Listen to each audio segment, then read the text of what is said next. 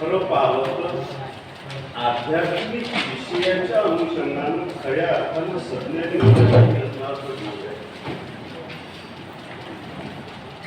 देवा धर्माच्या नावावर आणि अध्यात्माच्या नावावर जी काही भुवाबाजी आपल्या समाज जीवनात आहे त्यांचे कोणी तुम्ही आणि आम्ही सगळेच करतो आहोत. तुम्ही समजून घ्यायचं अध्यात्म ईश्वरी तत्वात ईश्वरी विचारात अध्यात्माच्या आहारी कुठलाही विवेक न बाळगता तुम्ही जर गेला तर भुवाबाज ढोंगी साधू तुम्हाला लुबाडल्याशिवाय राहणार नाही. समजून घ्या एका एका शब्दावर तुमच्या जीवनाची दिशा ठरणारी ही गोष्ट आहे. काहीतरी ऐकून आलो काहीतरी बसून आलो असा विचार करू नका. तुमच्या जीवनाला दिशा मिळणारे मुद्दे आहेत सगुण आणि निर्गुण. संत महात्म्यांनी आयुष्यभर सगुण भक्तीचा विचार मांडलेला आहे आणि आजही तुमच्या आमच्या सारखे बाया बापुढे निर्गुण भक्तीच्या मागे लागले. आजही कीर्तनांमधून आजचे कीर्तनकार बहुतांश सगळे नाही अजूनही निर्गुण भक्तीचा डांगोरा पिटतात. सगुण भक्तीचा विचार सांगतच नाही. नाव ज्ञानेश्वरांचं घेतील तुकारामांचं घेतील नामदेवांचं घेतील गाडगेबाबांचं घेतील सगळ्या संतांची नावं घेतात कीर्तनात.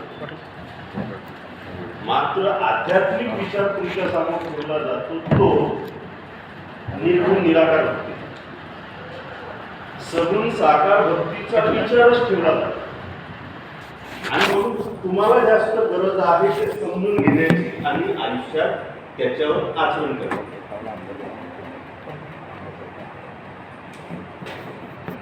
आपण सामूहिकांचं नाव ऐकलंय चारवाकांचं नाव ऐकलंय चारवाक नाही. चारवाक दर्शन म्हणून एक विचारधारा आपली या विचारधारेला निरीश्वरवादी संबोधलं जातं. चारवाक दर्शन किंवा चारवाक विचारधारा ही निरीश्वरवादी विचारधारा म्हणून संबोधलं जातं. आहो साळुंखेंनी या विचारधारेला आस्तिक विचारधारा म्हणून सामोरं केलं. आस्तिक विचारधारा नास्तिक नाही तर आस्तिक. आस्तिक नास्तिक कळतं ना तुम्हाला. तुम्ही म्हणून बघा मला वाटतं तुमच्या डोक्याच्या वरून चाललं की काय असं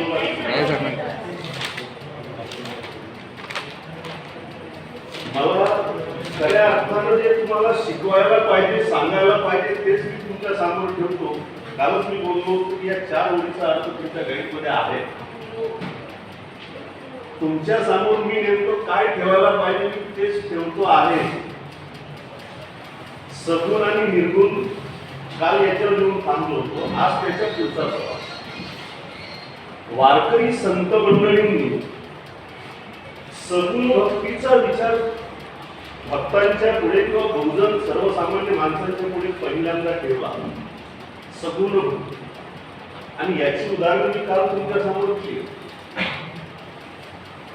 भक्ती करा आराधना करा सेवा करा कोणाची जे सगुण साकार रूपात आहे त्यांची. सगुण साकार रूपात आहे त्यांची. मग तुम्ही एखादा शेणा नाव्यांसारखे भक्त असाल न्हावी भक्त असाल तर तुमचा ग्राहक जो आहे तो ईश्वर तो परमेश्वर तो ज्याच्यासाठी आला ती सेवा चांगली. तुम्ही जर शेतकरी असाल सावतामाळ्यांसारखे कंदमुळा भाजीपाला जो आहे तो चांगल्या प्रकारे तुम्ही लावा शेती पिकवा कल्याण होऊन जाईल. भरभराटी सुरू आणि यत्न केल्यानं कल्याण होत नाही हाच तो विचार. काय सांगतात आजचे महाराज लोक? यज्ञ याद करा तुमचं कल्याण होऊन जाईल. सावधामाळी म्हणतात की यज्ञ याद कोणतं करायचं? कालकुटत बसायचं नाही. आपलं जे कर्तव्य कर्म आहे ते इमानी इतबारे करा, अर्थात सगुण भक्ती करा, कल्याण होते. सेना न्हावी असेल, सावता माळी असेल, गोरा कुंभार असेल, ते सुधारक. वारकरी संप्रदायातील सगळ्यात संत परंपरेमध्ये किंवा सगळ्याच संतांनी सगुण भक्तीचा विचार मांडला. आणि चारवा दर्शनात सुद्धा तोच आह साळुंखेंनी त्याच अँगलनं विचार मांडले की खऱ्या अर्थानं आस्तिक कोण? त्यांनी व्याख्या केली आहे आस्तिक जे अस्तित्वात आहे त्याला प्रमाण मानणारा तो आस्तिक. अस्तित्वात आहे त्याला प्रमाण मानणारा तो आस्तिक, आणि जे अस्तित्वात नाही त्याला प्रमाण मानणारा तो नास्तिक. अशा व्याख्या चारवाक दर्शनाच्या माध्यमातून आह साळुंखेंनी पुढे ठेवले. मग देव अस्तित्वात आहे का? तो दिसतो का? अनुभवाला येतो का? तर नाही. मग त्याला म्हणणार कोण? नास्तिक. मात्र आपण समाजामध्ये नास्तिक कोणाला म्हणतो? जो देवाला मानत नाही तो नास्तिक, आणि जो देवाला मानतो तो आस्तिक. किती गल्लत करून बसू आपण. वारकरी संप्रदायातील संतांनीही हा सगुण विचारच मांडलेला आहे. सगुण विचार म्हणजे सगुण साकार रूपात जे आहे त्याला मानणारा, सगुण साकार रूपात आहे त्याला मानणारा जो वर्ग आहे तो खऱ्या अर्थानं आस्तिक. अरे जो दिसत नाही, अनुभवाला येत नाही, आपण पाहू शकत नाही, त्यालाच आपण प्रमाण मानत आलो. आणि अशा मानणाऱ्या वर्गाला आपण आस्तिक समजत आलो.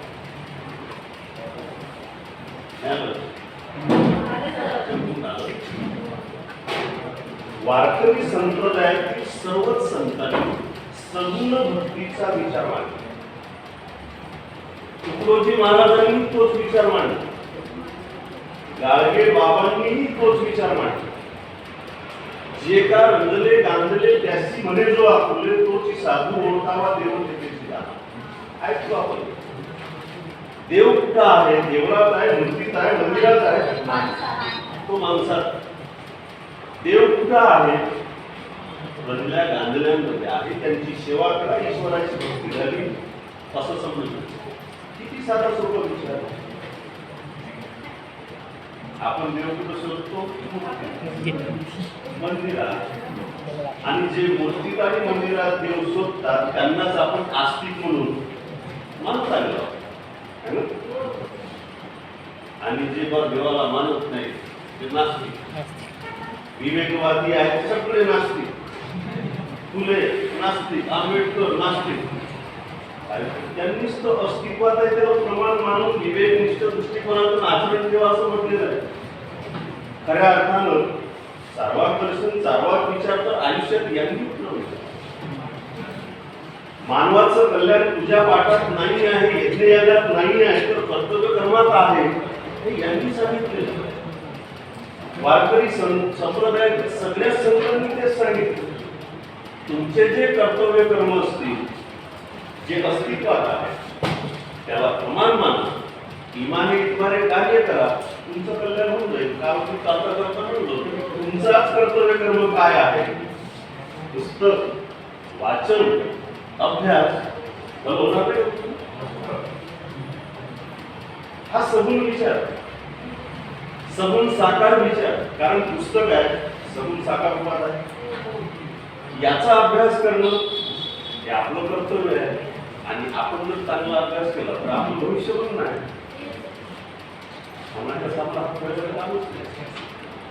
हाच तर तो विचार आहे.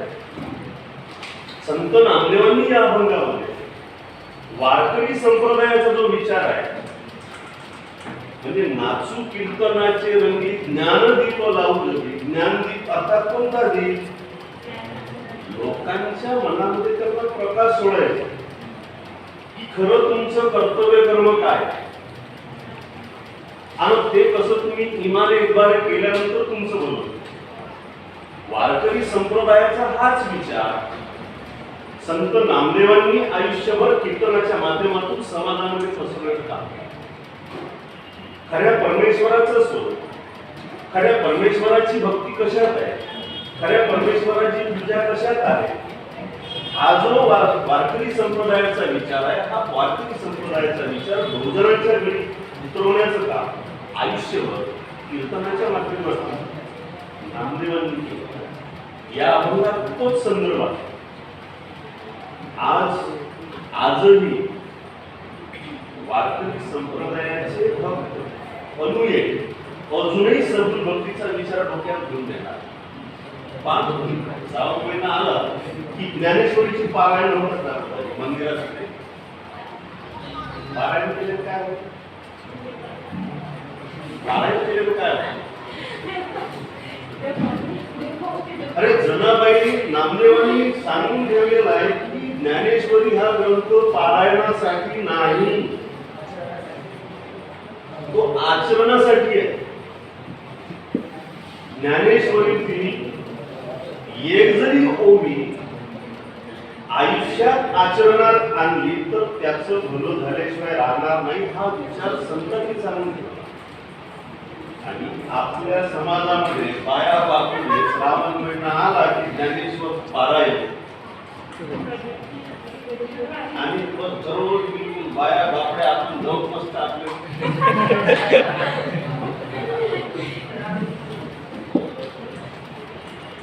वारकरी संप्रदाय इथल्या संतांनी सगुण भक्तीचा विचार समाजाला देण्याचा प्रयत्न केला आणि आज 700-800 वर्षानंतरही अजून आपले डोळे उघडले. काय हा विचार आहे? समजून घ्यायला पाहिजे. जे खरे संत होते ते खरे समाज सुधारक. आजच्या संतांसारखे काळ कुठे पोट भरे असे ते नव्हते. गाडगे महाराजांनी आयुष्यभर काय केलं? माणूस कुठल्या शाळेत गेले नाही, एक शब्दही शिकले नाही. आणि काय केलं त्यांनी? आज तर वारकरी संत परंपरेतील या संतांच्या अभंगाच्या आधारानंच आयुष्यभर त्या माणसानं समाजात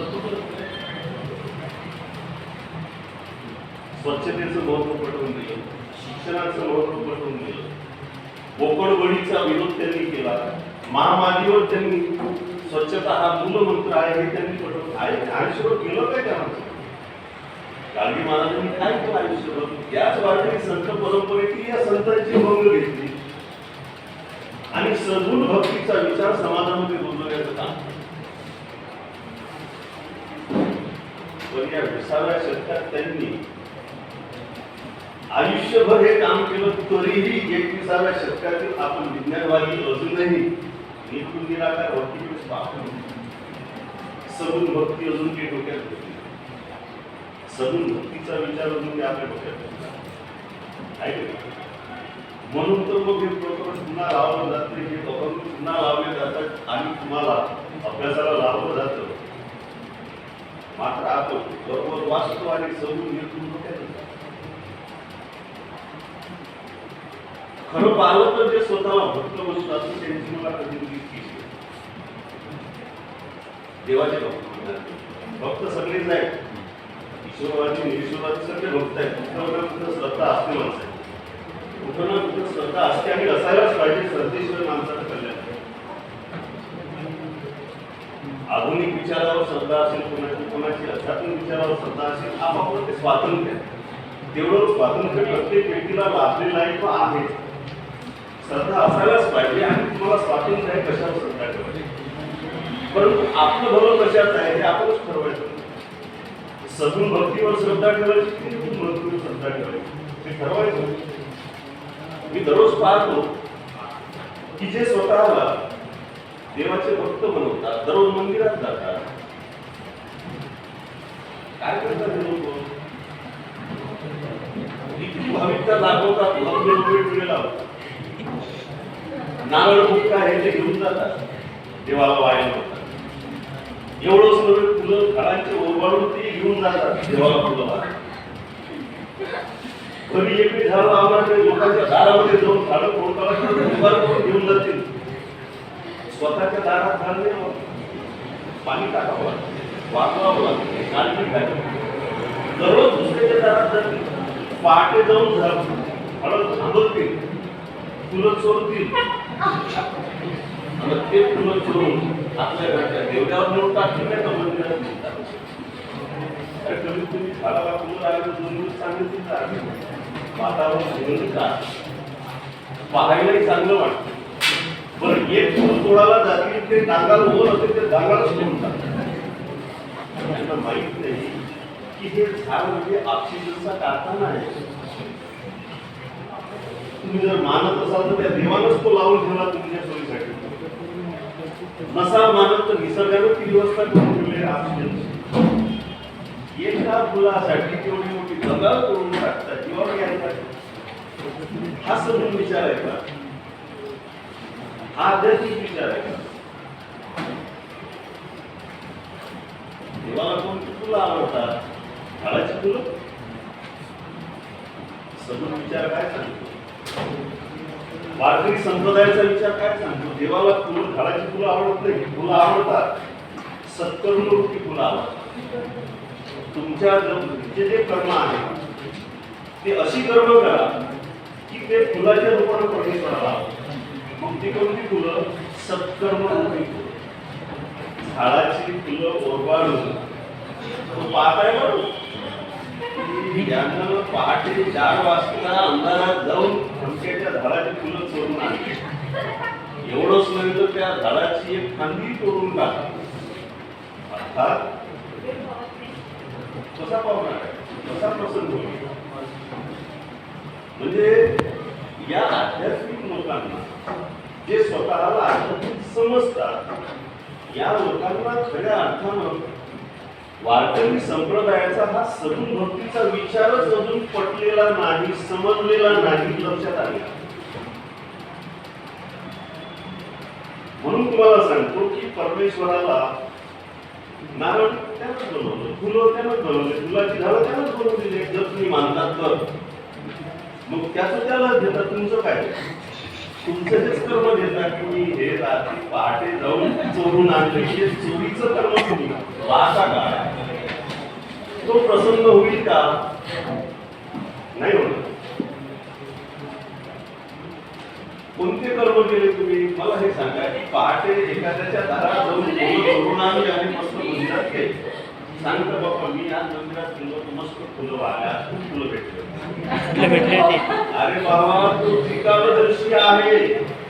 ज्याला तुम्ही फुलं वाहले तो त्रिकालदर्शी आहे. त्याला माहित आहे हे फुलं तुम्ही 4 वाजता चोरून आणलेले, म्हणजे चोरीचं करून तुम्ही त्यांना वाहले. तो कसा प्रसन्न होईल? त्याच्यापेक्षा सत्कर्म करा. नका मंदिरात जाऊ, नका फुलं चोरायला जाऊ. एक झाड वाढवा, मस्त जगवा त्याला. तो पाहत आहे की नाही, त्यानं ते झाड जगवलं, वाढवलं, मोठं केलं, चांगलं ऑक्सिजन देऊन राहिलं, सावली देऊन राहिलं, फुलं देऊन राहिलं. प्रसन्न होईल ना तो. ही सगुण, हा सगुण भक्तीचा. वारकरी संप्रदायिकांनी किंवा वारकरी संप्रदायातील या संतांनी या भागवत धर्माचा जो विचार आहे हा सगुण विचार, सगुण भक्तीचा विचार आहे. सत्कर्मरूपी फुलं तुम्ही जर त्याला वाहली, काही मंदिरात जायचे आवश्यक इमाने इतबारे तुमचं आचरण ठेवा आयुष्यभर. काही राजेश्वराच्या मंदिरात जायचे आवश्यक. राजेश्वर नाराज, बिलकुल नाराज होत नाही, बिलकुल नाराज होत. तुम्ही इमाने इतबारे मस्त अभ्यास करा. बिलकुल कोणत्या देवळात जाऊ नका, मंदिरात नका जाऊ, मस्जिदीत नका जाऊ, गिरजाघरात नका जाऊ. कोणत्या देवाची तुम्हाला हिंमत आहे नापास करायची, दुसऱ्या भाषेत वाकड करायची. तुम्ही जर इमाने इतबारे मेहनत घेतली आणि अभ्यास केला तर कोणी नापास करू शकेल तुम्हाला? कोणता देव आडवा येईल? परंतु आपण इथंही चोरी करतो, इकडे चिकोरा ठेव, तिकडे चिकोरा ठेव, मात्र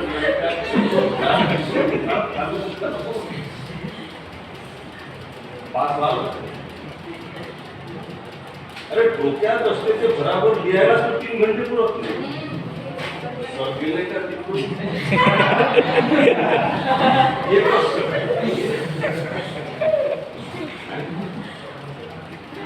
अरे आले सर मी कॉप्या केल्या नाही. 5-7 वर्ष सेंट्री चालवलं. मला काहीतरी गेटवर आल्यावर कोणाकडे टाकली असते ना तिच्या लक्षात येतं.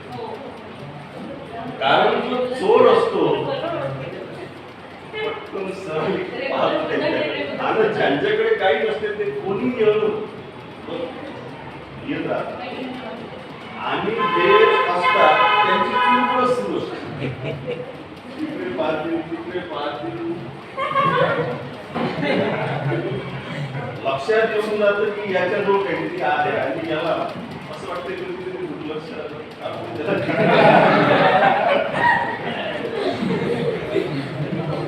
किती टाइमपास होतो याच्यामध्ये. 3 तासामध्ये डोक्यातलं तुम्ही फास्ट लिहितो म्हटलं तरी तुम्हाला वेळ मिळू शकत नाही. इमानदारी आणि चिटोरा म्हटला तर तुम्ही लिहूच शकत नाही. कारण एक चिटोरा एक शब्द लिहिता की तुला पाहता आले का गेले का. म्हणजे सत्कर्म, योग्य कर्म आणि खरे कर्म जर केला तर तुमचं कल्याण होईल. हा सगुण विचार वारकरी संप्रदायानं इथल्या बौद्धांना, सर्वसामान्यांना दिलेला आहे. आणि खऱ्या अर्थानं आध्यात्मिक विश्वास स्त्री शूद्रांचं जे देवाधर्माच्या नावावर शोषण होत होतं ते थांबवण्यासाठी प्रयत्न केले. आणि हे प्रयत्न, हे विचार सर्वच वारकरी संतांच्या अभंगात आलेले आहेत. मग ते तुकाराम असो, जनाबाई असे, नामदेव असो, ज्ञानेश्वर असो, एकनाथ असो, सगळेच एक अभंग जरी तुम्ही सोबत ठेवला त्याप्रमाणे ज्ञानेश्वरी हा ग्रंथ पारायणासाठी नाही तर आचरणासाठी आहे. त्याच्यात एक कोणी जरी तुम्ही आयुष्यात आचरणात आणली तरी कल्याण होते. त्याचं पारायण किंवा आराधना करत फक्त आचरणात आणायचं म्हणजे काय करायचं, तसं आपण वागायचं, त्यानुसार आपण कर्म करायचं, त्या तत्वानुसार आयुष्यभर कार्य करत राहायचं, कल्याण. हाच तो विचार आहे. मात्र आपल्या इथं ज्ञानेश्वरी ग्रंथ अभ्यासासाठी घेणारे एखादं दुसरेच आहे तुमच्यासाठी. तुमच्यापैकी किती लोकांनी ज्ञानेश्वरी ग्रंथ अभ्यासासाठी घेतला नाही, परंतु तुमच्यासारखे ज्ञानेश्वरी ग्रंथ अभ्यासासाठी घेणारे खूप आवडले. परंतु लाल कपड्यात बांधून एवढ्या ठेवून पूजा करण्यासाठी 99 असो. आपल्याला त्यात पडायचं नाही. आपल्याला सगुण विचार अंगीकार करून आध्यात्मिक उन्नती साधायची आहे, आत्मिक कल्याण साधायचं आहे, आत्मिक उन्नती करून घ्या.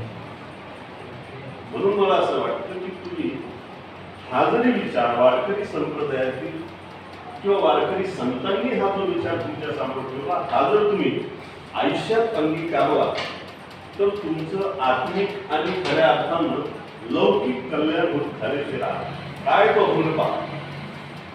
बोलू ऐसे बोले जेने बोले विठ्ठल डोले, प्रेम सर्वांगाचे ठाई वाचे विठ्ठल रघुमाई, नाचू कीर्तनाचे रंगी ज्ञानदीप लावू जगी, परे गुणी परते घन तेथे राहू निरंतर, सर्व सत्ता आली हाता नाम याचा खेचर दाखा. हा खेचर अर्थात संत नामदेवांचे गुरु विठोबा खेचर. विठोबा खेचरांचा अनुग्रह झाला कोणाला, नामदेवांना, आणि ते अपंग करते झाले, वारकरी संप्रदायाच्या समाजात रुजवले झाले. आणि म्हणून त्यांनी खेचरांचे उपकार शेवट मागले आहेत की खेचर हा माझा दाता आहे, खेचरांनी मला दान दिलं, गुरुदक्षिणा दिली, आशीर्वाद दिले. विठोबा खेचर हे नामदेवांचे गुरु, त्यांचा अनुग्रह त्यांना झाला होता आणि त्यांनी तो प्रांजळपणे नमूद करून ठेवले, विनयशीलतेनं त्यांनी ते नमूद केले. असे हे नामदेव महाराज. काय म्हणतात नामदेव महाराज? बोलू ऐसे बोले. म्हणजे आम्ही वैष्णव, आम्ही संत, आम्ही वारकरी किंवा वारकरी संप्रदायाचा जो विचार आहे, भागवत धर्माचा विचार आहे, कसे बोल आहे, कसे विचार आहे, कसं तत्वज्ञान आहे, या अनुषंगानं त्यांनी केलेलं ते विवेचन. हे विवेचन अर्थातच तुमच्या गाईडमध्ये असेलच. त्याचं भाषांतर कोणाकडे गाईड वाचून दाखवतो, कारण त्याच्यावर जास्त विश्वास असतो. कोणाकोणाकडे आहे? कोणाकडेच नाही. पुस्तक आवडत नाही, गाईड कोणाकडे गाईड आहे? इथं कोणाजवळ वाचून दाखवू बरं, सगळ्यांना वाचून दाखवू. काय त्या अभंगाचा अर्थ सगळ्यांना वाचून दाखवू.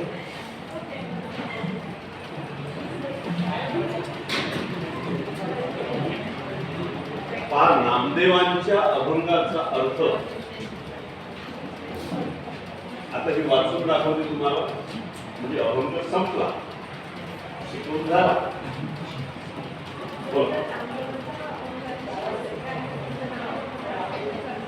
आवाज येते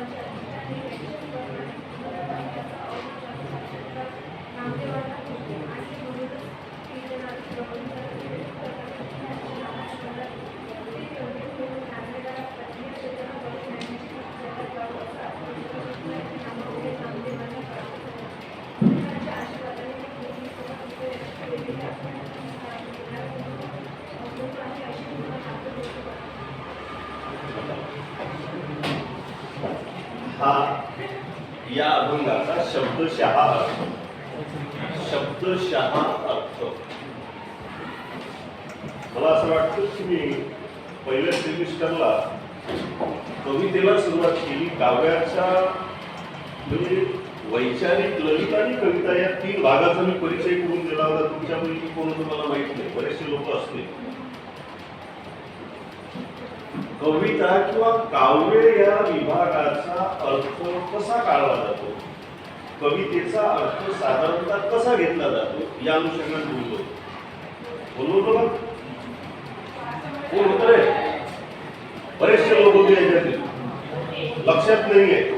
नवी कुंकरे सोनारे अशी अवस्था आहे. कवितेचा अर्थ कसा काढला जातो, कसा निघतो, या अनुषंगाने मी बोललो होतो. शब्दशक्ती तुम्हाला सांगितली होती. अभिधा, लक्षणा आणि व्यंजना आहे ना. आता थोडीशी काही सटक. अभिधा, लक्षणा, व्यंजना ह्या 3 शब्दशक्ती आहेत. आणि या 3 शब्दशक्तीच्या माध्यमातून कुठल्याही शब्दाचा, वाक्याचा, काव्याचा, कादंबरीचा अर्थ ज्ञात होत असतो. हे मी तुम्हाला सांगितलं. पहिला अर्थ हा त्या कवितेचा किंवा त्या कादंबरीचा मुख्य अर्थ असतो, ज्याला शब्दशः अर्थ, आणि तो अभिधा शब्दशक्तीच्या माध्यमातून प्रकट होतो. अभिधा शब्दशक्तीच्या माध्यमातून कवितेचा मुख्यार्थ लक्षात येतो आणि तो शब्दशः अर्थ असतो. जसे शब्द तसा सरळ सरळ प्राप्त केला. हा जो अर्थ आहे ना, तो तसा शब्दशः आहे. आणि हा शब्दशः अर्थ कवितेचा खरा अर्थ नसतो. दुसरा अर्थ अर्थातच लक्षणा शब्दशक्तीच्या माध्यमातून लिहितो. लक्षणा शब्दशक्तीच्या माध्यमातून त्याच कवितेचा दुसरा एक अर्थ काढता येतो, त्याला लक्षार्थ म्हणतात. लक्षार्थ, लाक्षणिक अर्थ. आणि तिसरी शब्दशक्ती आहे ती आहे व्यंजना. त्याच कवितेचा तिसराही अर्थ निघतो आणि त्याला व्यंगार्थ म्हणतात. आणि तो खऱ्या अर्थानं त्या कवितेचा अर्थ, तो खऱ्या अर्थानं त्या कवितेचा अर्थ असतो. कवीलाही ते अभिप्रेत असते, अभ्यासकांनी तो घ्यायचा असतो, काढायचा. मात्र सर्वच कवितांमधून तो निघत नाही, ही मात्र एक अवस्था आहे. तुमच्या आमच्यासारखे कवी तलाट रिलारी कविता लिहून आपण ते दिसली होती, मी पाहिलं होतं, ते घातली होती, मी बोललो होतो, त्याच्यातून त्याच्यातून वेगळी कविता नसते. ही कविता नाही. खऱ्या अर्थानं व्यंगार्थ जिथून निघतो ती खरी कविता. ते खरं काव्य. आलं लक्षात?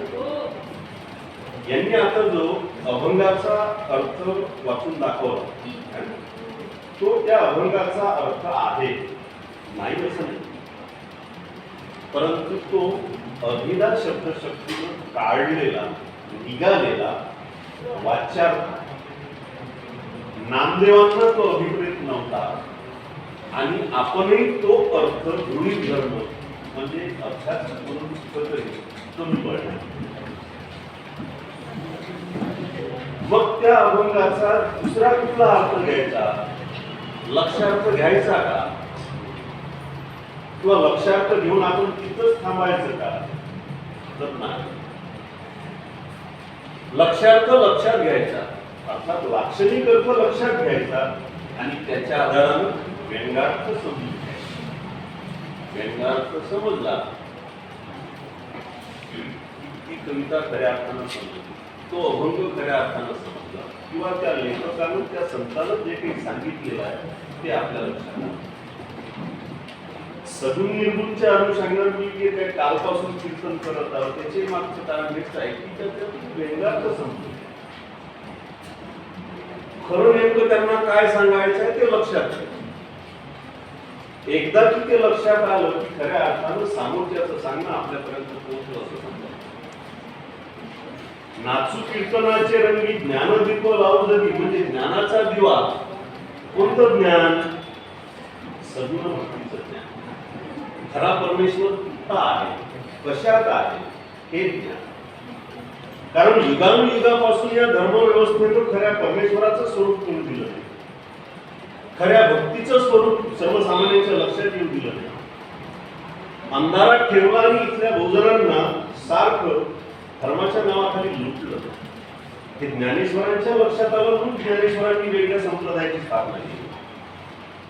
इथल्या स्त्री शूद्रातील अतिशूद्रांना बहुजनांना खऱ्या परमेश्वराचं स्वरूप त्यांना लक्षात आणून द्यायचं होतं. खऱ्या अर्थानं त्यांची आत्मिक उन्नती त्यांना करून द्यायची होती. खऱ्या परमेश्वराचं स्वरूप त्यांना लक्षात आणून द्यायचं होतं. कुठलाही संत घ्या, त्यांनी हेच केले.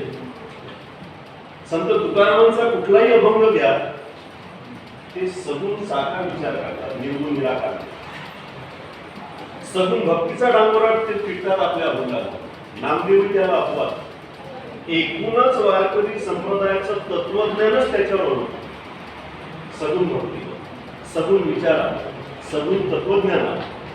आणि या माध्यमातून इथला जो सर्वसामान्य बहुजन समाज आहे, जो युगानुयुगापासून धर्माच्या नावाखाली शोषला गेला होता, याला काही शोषणातून आताही पाळणं. पूजा करायची आहे, ते घर बांधलं, सत्यनारायणची पूजा करून टाका, वास्तू पूजा करा, पूजेसाठी धनक लागते, तंक लागते, 15,000 21,000 पडते. त्यात तुम्हाला सुख शांती समाधान लाभणार नाही. तेव्हा आपण महाराज म्हणून आले, तारीख काढली त्यांनी. प्रत्येक तारीख त्यांच्या तारखा लागलेल्या असतात, त्याच्यातली जे तारीख त्यांची खाली आहे. आज लोक चांगला आहे महाराज तारीख आपण तुम्ही महाराज काढलं. अरे महाराज तारीख कोणती काढली पंचांग नाही, त्यांना आपली गायकी पाहिजे. आणि मग पूजेसाठी काय काय पाहिजे, हे पाहिजे, ते पाहिजे, असं पाहिजे, तसं पाहिजे. 5,000 होते, 11,000 होते, 21,000 होते. 21,000 चांगली पूजा होते.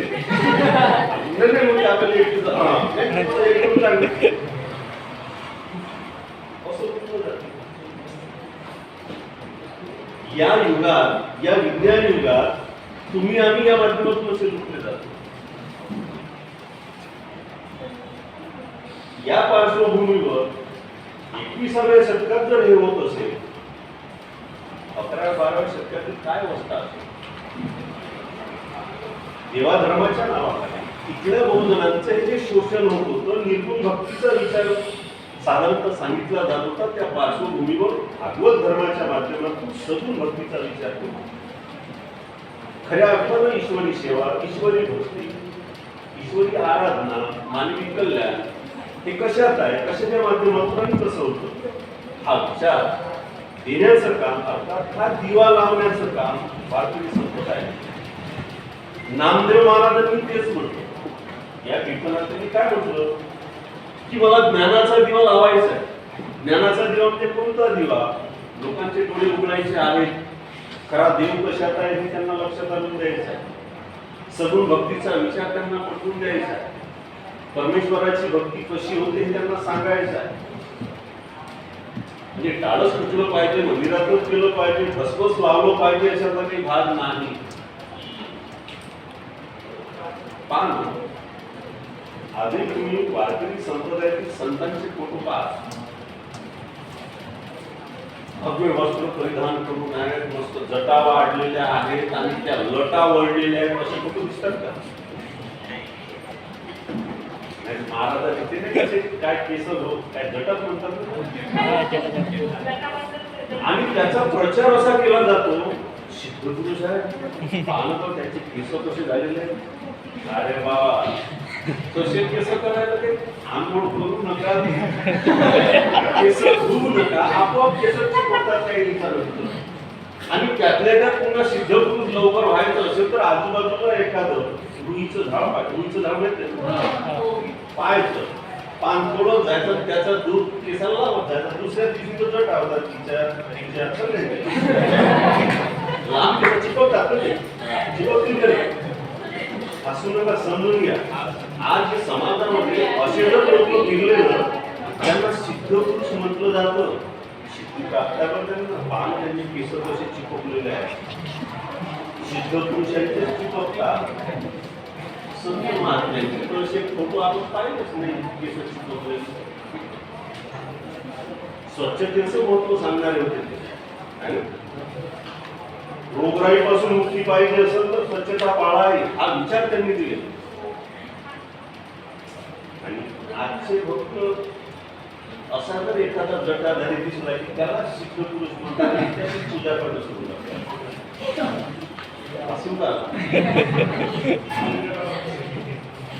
हा ज्ञानाचा दीप त्यांना लावायचा होता. कीर्तनाच्या माध्यमातून वारकरी संप्रदायाचं तत्वज्ञान बहुजन समाजामध्ये रुजवायचं, हे आव्हान.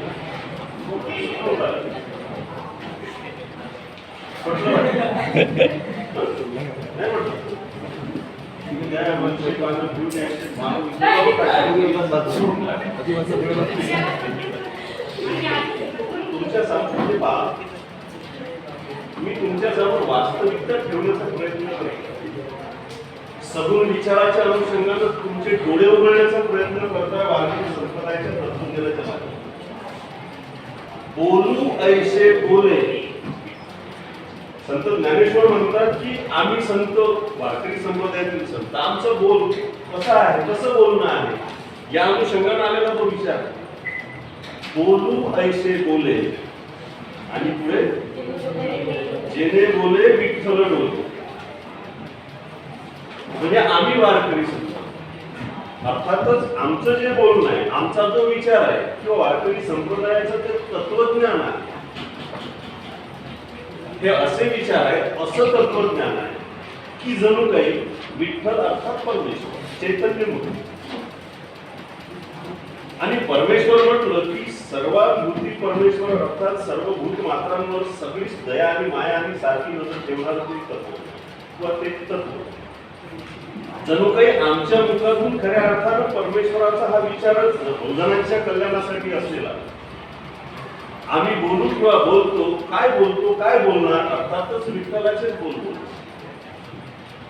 परमेश्वराचाच विचार देणार. परमेश्वर हा सगळी परमेश्वराचीच लेखन हा विचार आहे. कुठलाही बाप आपल्या लेखनांचं वाईट राहावं असं म्हणणार नाही. वर्णव्यवस्था ते स्वीकारणार नाही. काय नाही बाप आपल्या 4 मुलांना 4 भागामध्ये वाटेल का? ब्राह्मण क्षत्रिय वैश्य शूद्र असं करून ठेवेल का? खरंच तर देव जर आपला निर्माता असेल, आपल्याला जर त्यानं जन्माला घातलं असेल तर आपल्यामध्ये 4 तुकडे करून ठेवले ते 4 मुलांनी. कारण बाप म्हटलं की 4ही लेकरांना एका समान नजरेने पाहतो. आणि हा खरा विचार परमेश्वरी विचार, हा विचार विठ्ठलाचा विचार आहे. म्हणजे आमच्या तोंडातून जे काही विचार येत आहेत, सगुण विचार येत आहेत, सगुण भक्तीचा विचार येत आहे, हा विचार आमचा नाही. मुळात बोलायचा जरी तो विठ्ठलच आहे, तो परमेश्वरच आहे, तो ईश्वरच आहे. आम्ही जे सांगतो हे आमच्या पद्धतीचं नाही तर ते त्यांचंच आहे. फक्त आम्ही बोलवतो, आमच्या तोंडातून ते शब्द निघतात. बोलवतात निघतो कोण आहे? विठ्ठल. कारण हे विठ्ठलाचेच बोल आहेत, परमेश्वराचेच बोल आहेत, परमेश्वराचाच विचार. आणि तोच आम्ही भागवत धर्माच्या माध्यमातून आम्ही तुम्हाला सांगतो किंवा वारकरी संप्रदायातील संत तुमच्या पुढे आम्ही ठेवतो आहोत. हा तो विचार. पुढे काय म्हणतात ते पहा. बोलू ऐसे बोले जेने बोले विठ्ठल डोले, प्रेम सर्वांगाचे ठाई वाचे विठ्ठल रघुपती. विठ्ठल रुक्मिणीच्या नजरेत अर्थात परमेश्वराच्या लेखी सर्वांभूती सारखंच प्रेम असतं. म्हणजे 4 मुलं असतील तर एकावर जास्त प्रेम आणि दुसऱ्यावर कमी प्रेम करेल अशातला भाग. परमेश्वर हा सगळ्यांना समानच वागेल, समानच प्रेमानं तो सगळ्यांची वागेल. म्हणजे सर्वांभूती प्रेम किंवा सर्वांभूती म्हणजे सर्वांप्रती सारखा प्रेम, सारखी भावना, सारखा विचार ठेवले कुठलाही परमेश्वर ईश्वर. विठ्ठल रुक्मिणी तसं. विठ्ठल रुक्मिणीच्या तुलनेत किंवा नजरेत इथं काही कोणी दूरचा, जवळचा, लांबचा असं काहीच नाही. आणि म्हणून ते म्हणतात की नाचू कीर्तनाचे रंगी राव ज्ञानदीप लावू नये. आम्ही संत काय करणार? कीर्तनाच्या माध्यमातून भागवत धर्माचा प्रचार आणि प्रसार करणार. खरं ईश्वरी तत्वाचं बहुजनांच्या लक्षात आणून देणार आणि बहुजनांचं कल्याण कशात आहे हा एक आध्यात्मिक आत्मिक उन्नतीचा विचार समाजात रुजवणार. अर्थात हा ज्ञानाचा दीप आम्हाला बहुजन समाजात लावायचा आहे, बहुजनांचं कल्याण साधायचं आहे. आणि सगळी सत्ता माझ्या हाती दिलेली आहे. कोण? विसोबा खेचरांनी. अर्थात विसोबा खेचरांची गुरुदक्षिणा मला लागली. त्या माध्यमातून सत्ता माझ्याकडे आली, अर्थातच पूर्ण अधिकार माझ्याकडे आले. आणि त्या अधिकारवाणीने बहुजनांच्या कल्याणाचा आध्यात्मिक विचार मी माझ्या कीर्तनाच्या माध्यमातून देतो आहे, ठेवतो आहे. आणि तिथल्या बहुजनांचं आत्मिक कल्याण कशात आहे हे त्यांच्या लक्षात आणून देतो आहे. हा तो विचार, हा ज्ञानाचा बहुजनांमध्ये रुजवण्याचा प्रयत्न मी करणार. अर्थात वारकरी संतांनी हेच काम केलं आयुष्यभर. वारकरी तत्वज्ञानही तेच आहे. तुम्ही आम्ही समजून घेण्याचा प्रयत्न करायचा आहे. आणि इथून निराकार भक्तीच्या मागं लागतं सगून साकार भक्तीकडे पहा. त्या अँगलवर तुम्ही विचार करा. हाच काय तो संदेश. मी या जास्त काही अभंगावर बोलत बसत नाही. पुढच्या पिरियडला तुमचा अभंग पाहू. आज